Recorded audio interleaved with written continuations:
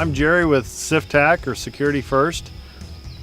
A couple things that make us different than other organizations is that we frequently use realistic targets. Some people have never used these before, and this is a quick overview. The reason why you want to use realistic targets at times is because in the real world, there's no bullseyes on the bad guy. So we need to see what it's going to be like in the parking lot, in the garage, at home. So at Security First, we use these targets to add to or enhance the training. As I mentioned before, bad guys don't have bullseyes on them, and what you'll find is if on a bullseye target you shoot a 4-inch group, on a realistic target you can expect that to at least double.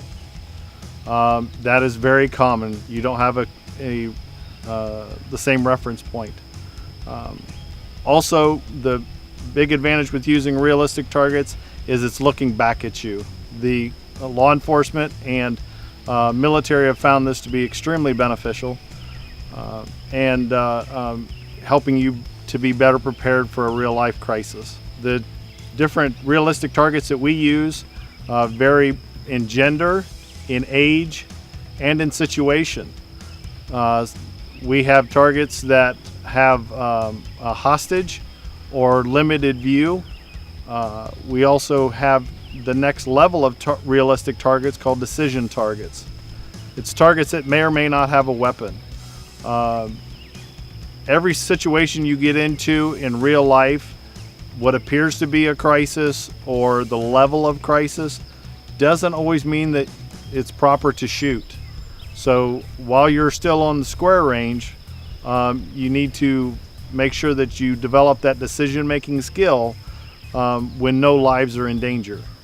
While we use these decision-making targets in our training, we also vary the distances. We'll use them up close and personal for some crisis drills, whether it's a push-off drill or a blocking drill. We'll also stretch them out farther and try to simulate your house.